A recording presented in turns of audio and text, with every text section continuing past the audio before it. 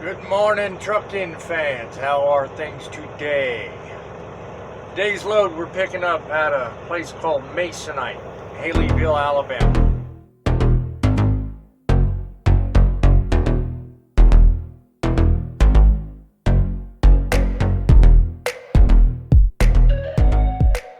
The load is valued at $1,641. It's a little over 510 miles.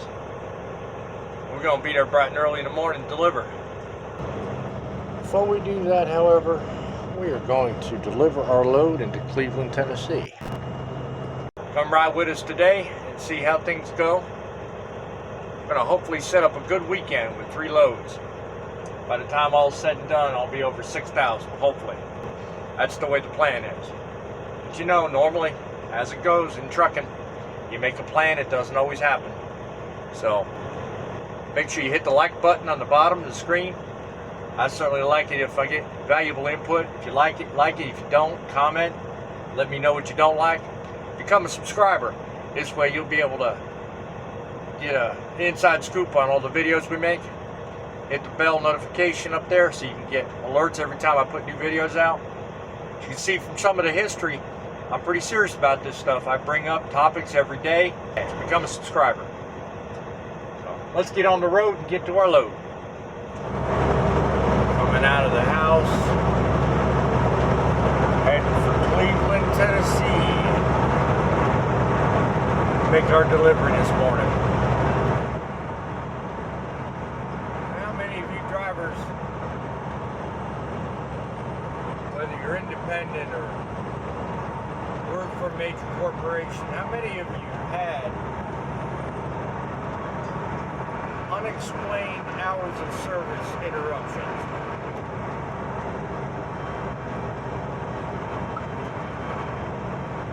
Or what I like to call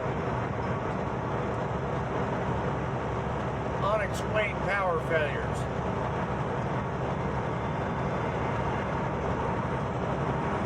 I powered up, did my pre-trip, all that good mess. I get about maybe 2 minutes down the road,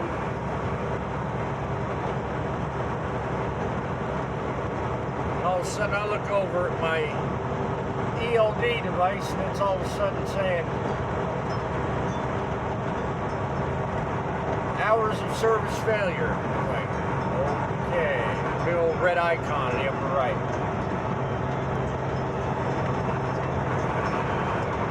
Whatever reason, the speed sensor decided it didn't want to work this morning. It didn't want to wake up with the same cup of coffee that I had.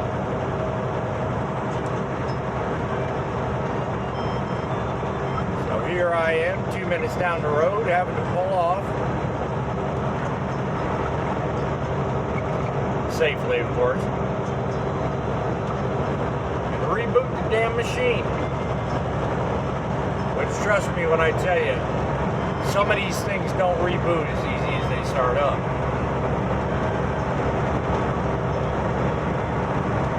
If you got error messages on these things, they take forever to reboot.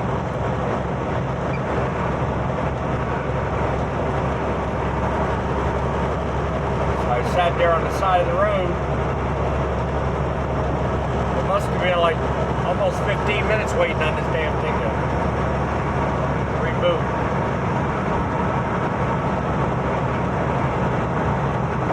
Once it powered back up, it was fine. I mean, there's no error messages now. I've been going for,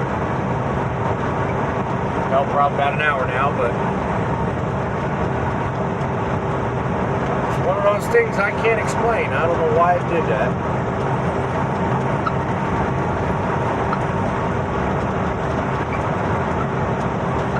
Annoying, unexplained, and set me behind because I did not want to be running as late as I am, but man upstairs must have had a higher power or a higher reason or a higher purpose for that. So Lord knows what that is. I guess I'll find out later. Whether this conversation even makes it on YouTube or not, that remains to be seen too, because I don't know if this will benefit anybody, but hey. I was delayed over 30 minutes by the problem. Error message was related to the speed sensor. Occasionally and randomly, the ELD device will fail to detect motion and it remains in off-duty status. After you've traveled about a half a mile, the device will throw out a warning. Sometimes just simply stopping and shutting down the engine and waiting about 60 seconds. Give the machine what it needs to continue back with normal operations. In my case, however, I had to actually physically stop, shut down the engine, and manually restart the machine by holding in the power button for a full 60 seconds to get that to occur. It's a major pain when you're not really able to. Always carry a blank logbook, guys. These machines are required for most of us, and when they fail, they don't give you a warning. You only realize it after you've started movement, and you will have to account for every mile and minute. Well, one thing I will say for sure, without a doubt, this place here in Cleveland, Tennessee is pretty quick. With everybody but me. Now I've only been in the door maybe 20 minutes, if that. They're getting me done. I was being funny about the fact that there's been 2 trucks in here in the time it's taken them to unload me, so I didn't get a gander at what they had in the back of their trailer, but 2 trucks have been in and out of the spot next to me. I got a full truckload, so it doesn't surprise me it's taking them a little longer with me. 20 minutes ain't bad. You know, and you get over a couple hours, that's when I start getting aggravated, but. So we've left Cleveland, Tennessee. I really hope these topics that I bring up every day when these videos come up, I hope they make sense to you folks. What's more is I hope they make sense to the average Joe that doesn't drive truck. One of the nice things that I'm hoping for out of this video channel is that not only can truckers relate to the content that I put up here, but also the average individual gets a perspective on the trucking industry they wouldn't get unless they're in the seat doing the job we do. Because sometimes to affect change, you've got to do just that.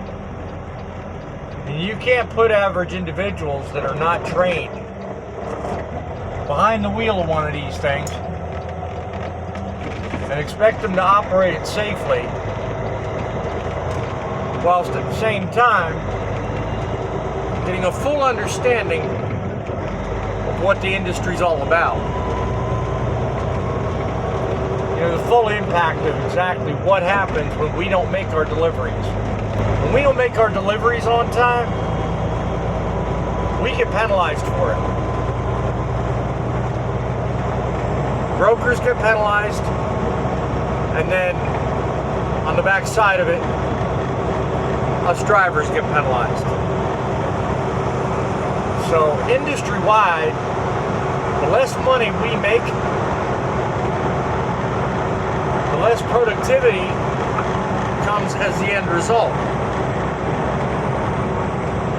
And that may sound like a greedy statement, but the honest truth is it's not a matter of greed, it's just a matter of resources. It's actually knowing what preventative steps you can take, and you can't really take very many preventative steps when you have no resources to do it with.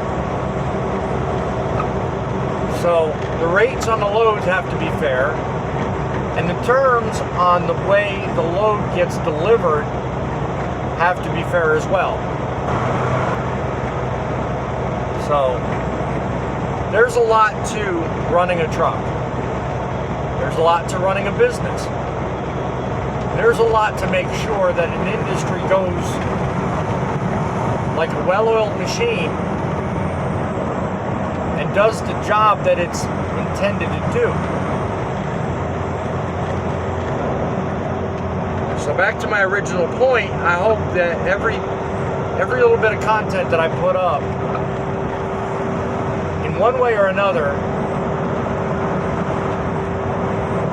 takes special care to educate and inform those that would otherwise not know a thing about trucks, transportation.